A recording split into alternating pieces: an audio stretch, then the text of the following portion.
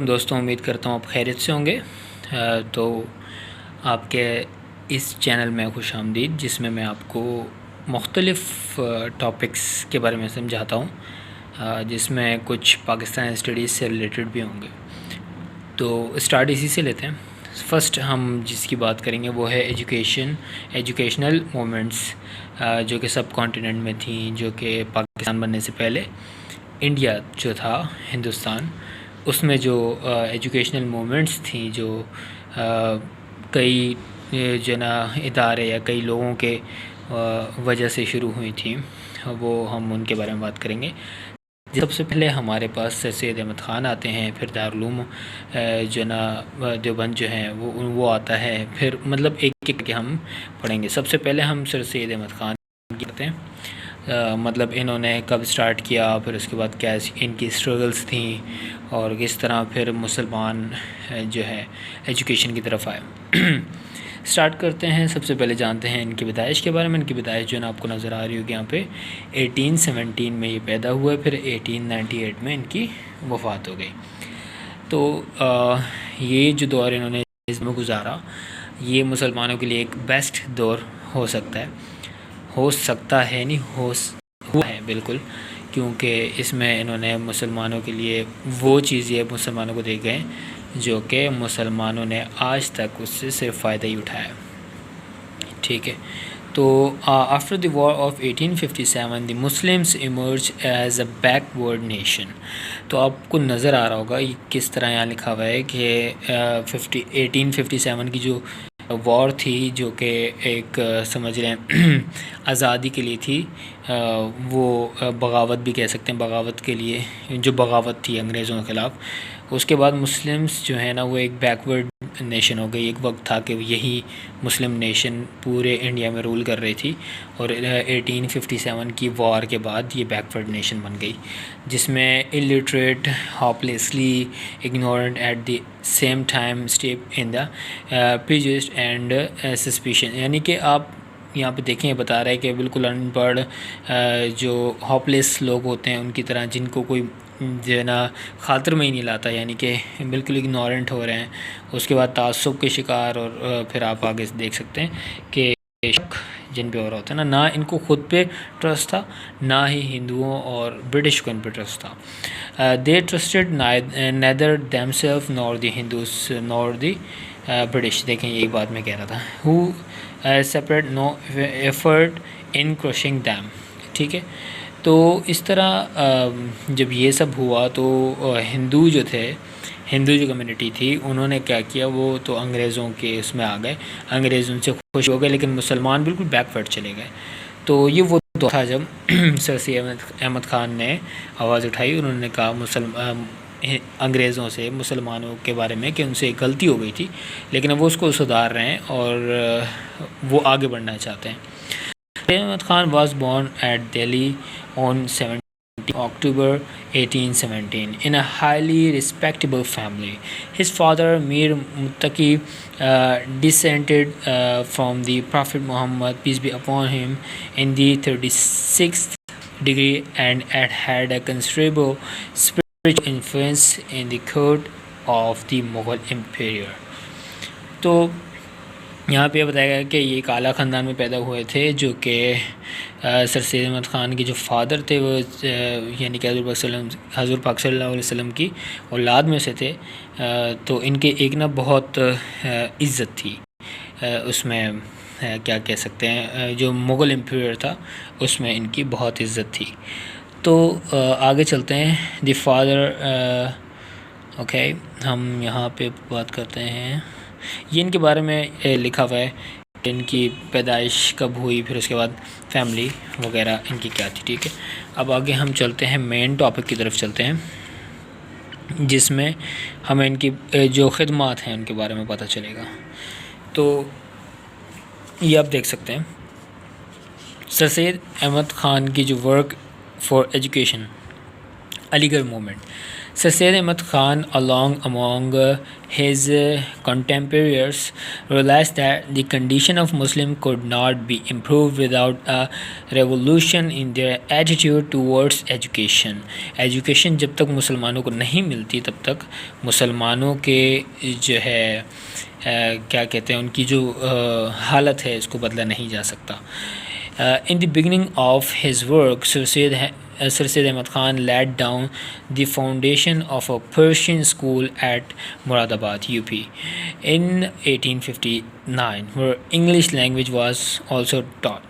تو English language جو انہوں نے پہلا فاؤنڈیشن بنائی تھی پرشین اسکول جو کہ مراد آباد میں یو پی میں تھا اتر پردیش میں، اس میں انگلش لینگویج بھی پڑھائی جاتی تھی. ان 1864 ہی اسٹیبلشڈ اندر school named Victoria school in Ghazipur میں انہوں نے ایک اور اسکول بنایا جس کا نام وکٹوریہ اسکول رکھا. while starting school at and prescribing their curriculum, he realized that Indian languages lacked use for literature content in the languages of the West.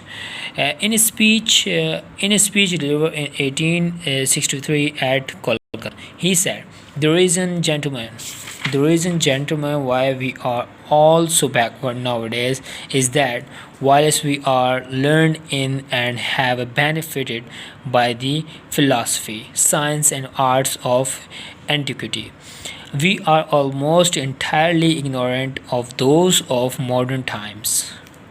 Okay, تو یہ آپ کو یہ سمپل ورڈس ہیں جو کہ آپ کو سمجھ آ رہا ہوگا کہ ہم فلاسفی، سائنس، آرٹس ان سب میں اتنے پیچھے ہیں کہ ہمیں اب کوئی خاطر میں ہی نہیں لا رہا، جو سیدھی سی بات ہے، جو ہم اگنور ہوتے ہیں کیونکہ ہمیں اس چیز سے فرق ہی نہیں پڑتا تھا کہ دنیا کہاں جا رہی ہے، دنیا کیا پڑھ رہی ہے، ہم بس اپنے ہی اس میں مزوں میں لگے ہوئے تھے. He tried to compensate so this deficiency by establishing a scientific society at Ghazipur in 1863. تو یہ ان کا آپ وکٹوریہ اسکول اس کے بارے میں پڑھ سکتے ہیں. پھر اس کے بعد آئے گا یہاں پہ آن 30 March 1866 scientific society published as a weekly magazine issued on every Friday یعنی ہر فرائیڈے کو ایک میگزین آتی تھی سائنٹیفک سوسائٹی کی طرف سے جو کہ ایشو کی جاتی تھی. علی گڑھ انسٹیٹیوٹ گیزٹ وچ مطلب اس کا نام جو تھا وہ تھا علی گڑھ انسٹیٹیوٹ گیزٹ، ٹھیک، which contain both Urdu and English columns. اس میں اردو بھی کالمس ہوتے تھے، انگلش بھی ہوتے تھے، ٹھیک ہے. یہ ایک طریقہ تھا لوگوں تک بات اپنی پہنچانے کا. تو پھر اس کے بعد انہوں نے in 1869 the government of India selected sir Syed Ahmad Khan son Syed Mahmood for a scholarship to proceed to England for higher studies. This father, who had long desired to see the working of British educational institution, accompanied the son Syed Ahmad stayed in England for 17 months. وہ وہاں پر رہے، انہوں نے education حاصل کی during ہی stay. تو اس طرح انہوں نے آکسفورڈ سے پڑھا، یہ سب ہے، ٹھیک ہے. اس کے بعد وہ واپس آئے تو on his return he established Society of the Educational Progress of Indian Muslim، ٹھیک ہے. تو انہوں نے پھر آ کے وہ سوسائٹی بنائی on 4th September 1870 of which he was elected secretary، جس میں سیکریٹری بھی ان کو الیکٹ کیا گیا، ٹھیک ہے. پھر اس کے بعد انہوں نے محمد اینگلو اورینٹل جو نا ایک کالج بنایا علی گڑھ میں. Into being and foundation stone of a college was led by lord Latin the Victoria.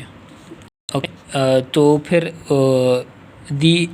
جس کو MAO بھی کہتے ہیں college Aligarh had the following main objective, جس کی فالوئنگ مین آبجیکٹیو کیا تھے، ٹھیک ہے. تو وہ تھے to impact western education to the Indian Muslim, western education جو ہے انڈین مسلم کو دی جائے. To reject the illusory iteration of the past which have hinder the progress of Muslim, جو کہ مطلب ہمارے ساتھ ہوا، جو ہم نے غلطیاں کی ہیں جو بھی اس کو ریجیکٹ کیا جائے. The reconcile oriental learning with western literature and science, the inspire the. تو یہ جو نا 6 ہیں جس میں آپ کو سامنے آپ کا دکھ بھی رہا ہوگا. سوری میں نے کیمرہ تھوڑا سا ٹیڑھا کر دیا. تو یہ آپ دیکھ سکتے ہیں، اس کا آپ اسکرین شاٹ بھی لے سکتے ہیں. تو آپ اس کا اسکرین شاٹ بھی لے سکتے ہیں، یہ آپ کے بہت کام آئے گا اگر کسی بھی آپ کسی بھی پیپر میں یا کسی کے لیے آپ تیاری کر رہے ہیں. ٹھیک ہے.